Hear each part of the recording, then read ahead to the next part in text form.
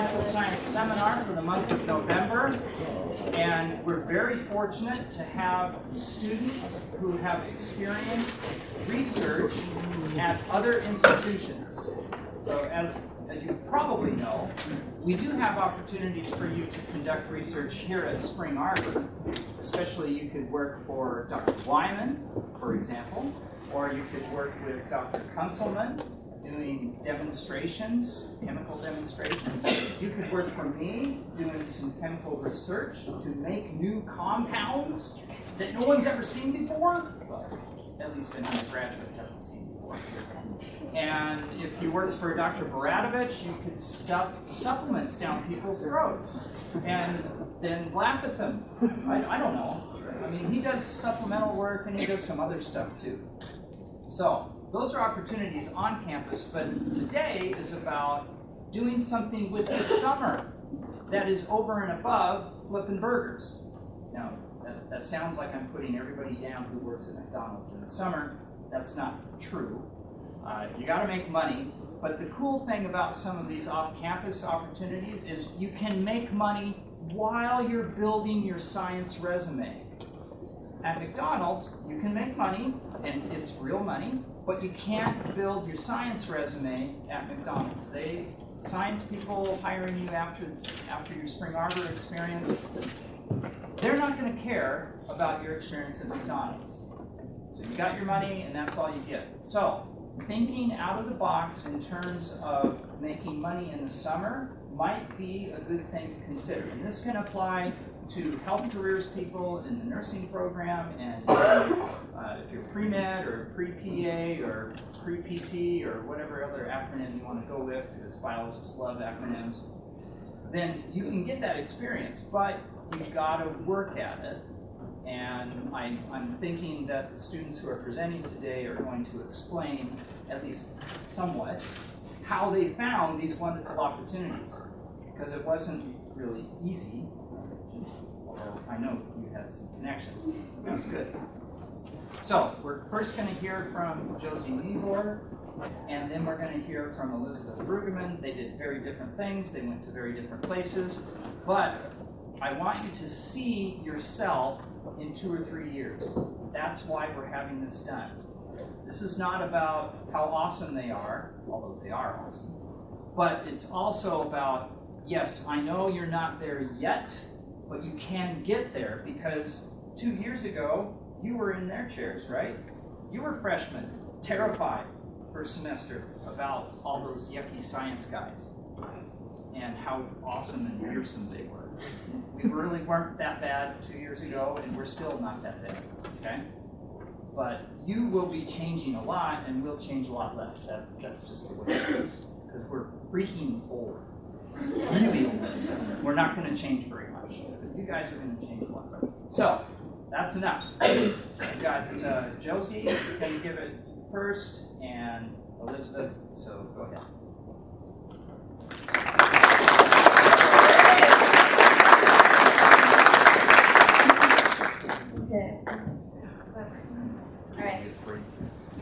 Hi, I'm Josie. I am a junior here at Spring Arbor University, and I am a biology major.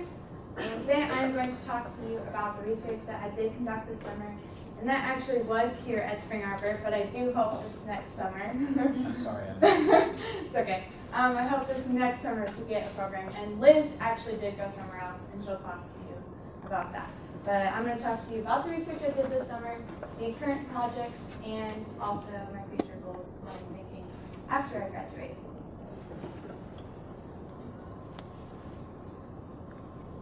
Okay, so I'm currently involved in 3 different projects right now at 3 different stages. And the research that I did this summer analyzed the effects of sodium silicate on microbes. And this project was split up into 3 different parts. And so my contributions to it were semi-quantitative RT-PCR gene expression. But today, for my PowerPoint, I'm going to be just talking about motility, plate studies, and quantifying biofilm formation, the work I did with that. The other project I'm currently working on is with Rachel Forrest, and she's a sophomore here, biochem major. And we are going to be analyzing mutants that alter peroxisomal biogenesis and function. And those are Arabidopsis plants that we're looking at. And we'll be doing root assays and looking at how mutations in peroxisomes can affect root length and also secondary root formation. And this research was done by Sienna Lopez last summer. She kind of worked on this. So she's a senior here, also biology. We also be doing catalyst assays, and catalyst is a biochemical marker that is used for determining peroxisomal mutants because catalase activity is controlled by peroxisomes. So we will be also doing that. And I'm not going to go into any further detail, so if you have any other questions, you can definitely ask Rachel and I. And then the other project I just started on, I'm partnering with the University of Michigan with Dr. Baz Ladison's lab, and I'll be analyzing B. subtilis insertional mutants, looking for changes in genomic organization and uses induced by antibiotic resistance. And the antibiotic that we're looking at is cephalexin. So, we're going to just be talking about the effect of salacylate on bacterial motility. So, salacylate is a rather small molecule. Okay.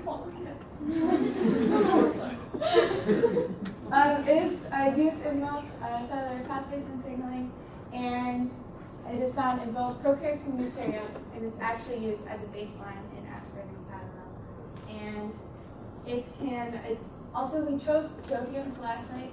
You can choose really any salicylates, but because it's the salicylate ion that's the most important part of the molecule. But sodium salicylate is the cheapest and most easily available for us, so that's why we chose it. Basically, Kunin and his colleagues have found that salicylate does in fact affect bacterial motility, and they actually decided to just let the project go. This was 20 years ago. They just let it go, and we decided to pick it up. We are studying 20 different species that haven't been studied in detail and can cause nosocomial infections, which are basically infections that you find in catheters, like after surgical procedures, they put catheters in. And biofilm usually forms in these catheters, causing these infections. So we are looking for a way to see if we can reduce bacterial motility and reduce biofilm formation through these two studies. So, like I said, we split the project into 3 different parts. Hannah Schroeder, who graduated last year, she looked at the difference of gene expression, particularly in flagellin, and Samantha, who is a senior this year, she looked to see if flagellin was there in the presence or absence of sodium salicylate, and looked at the biochemical process to see if there was any change in the presence or absence of sodium salicylate. While I conducted organismal assessments by means of motility plate studies and quantifying biofilm. So, when Samantha Luce did her research on flagellin staining, it revealed that salicylate does affect production of flagellin in these species. And because flagellin also affects bacterial motility and is a large part of it, we believed that in the presence of salicylate, bacterial motility will also decrease as concentrations increase. And so I grew these species, all 20 of them, for 24 hours at 37 degrees Celsius, shaking at 150 RPMs. And this was in BTB liquid media. And then I made BTB plates with 0 millimolar, 10 millimolar, and 20 millimolar sodium salicylate concentrations for each species. And then I split these plates in 2 so that each species could be duplicated, and inoculated 3 microliters of flocculent stock onto these plates. And then I measured the diameter of bacterial motility at different time points, looking to see if the diameter of bacterial motility decreases as sodium salicylate concentrations increase. So, as you can see, sodium salicylate Really excited about this. Sodium salicylate increases, the concentrations increase going from left to right. And you can see actually that the diameter does not change at all. And this was very interesting to us, but something that does change is the color and the pigment as the concentrations increase.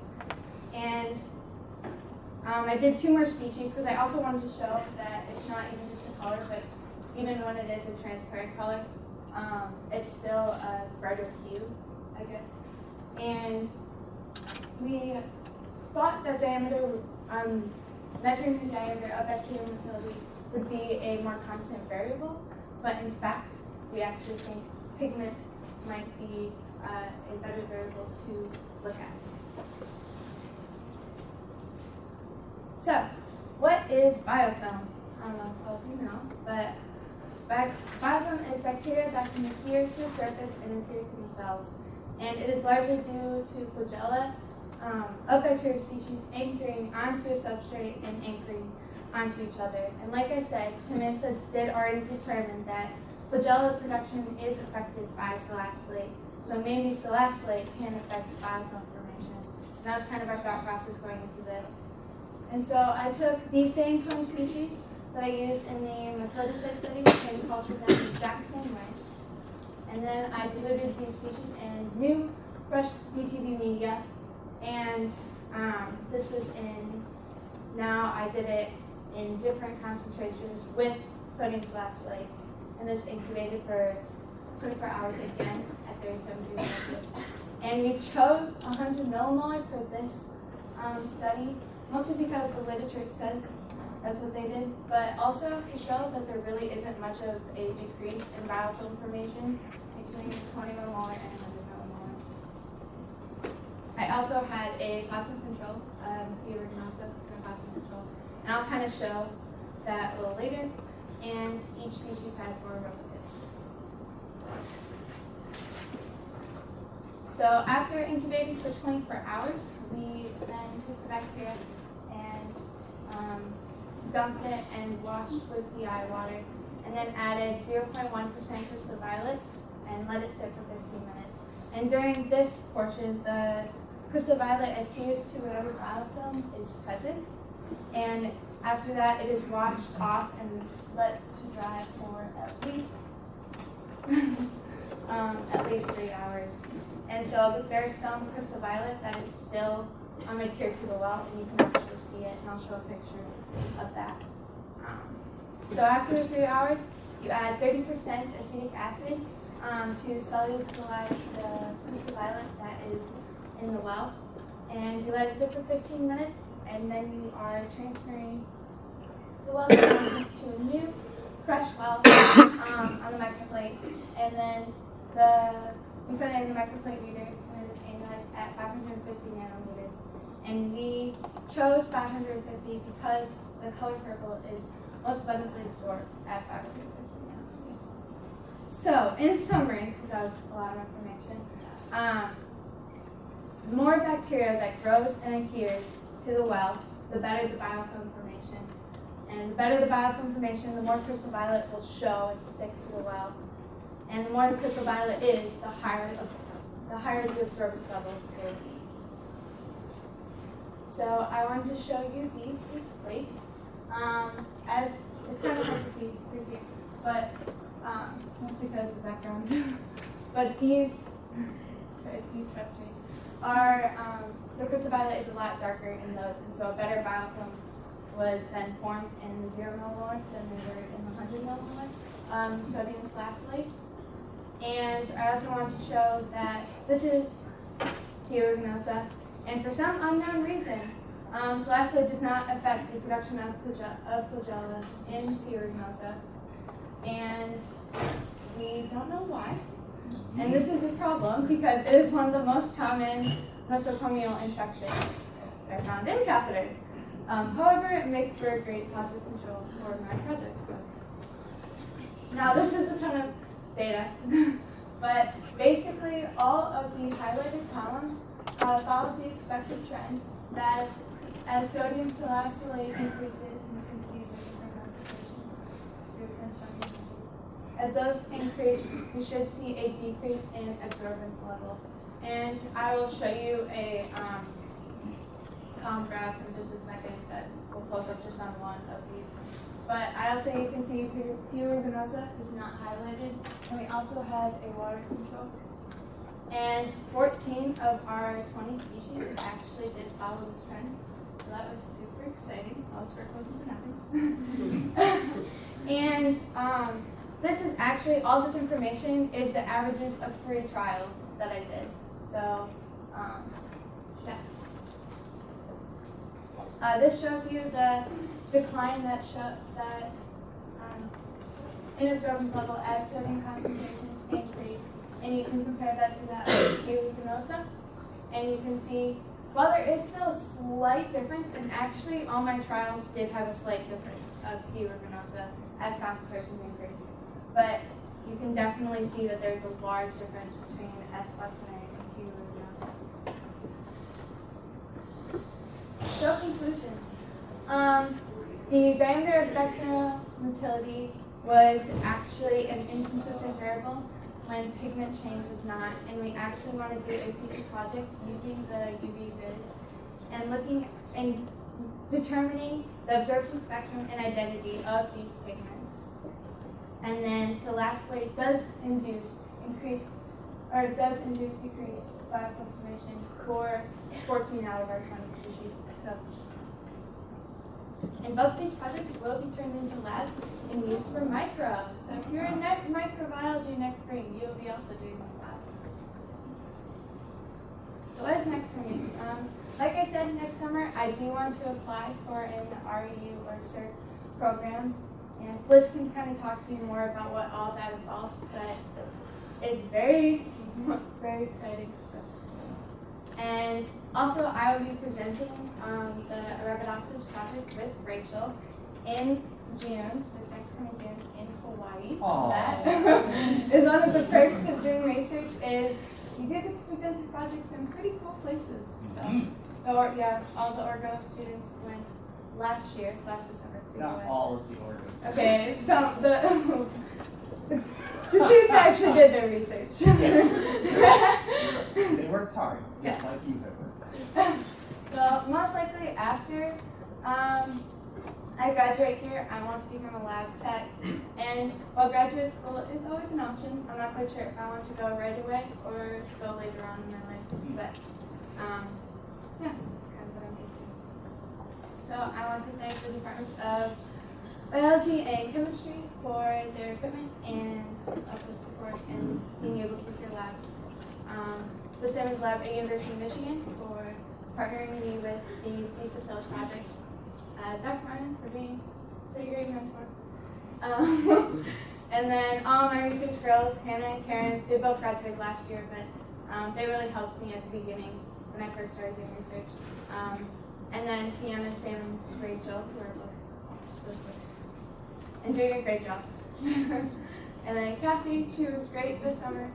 She was my best friend there. So, and all sports my friends and family for throughout the process of all of this, because research it's a scary thing to go into, and it's a whole completely new language. And so I'm just blessed with the people that I got to have in my life to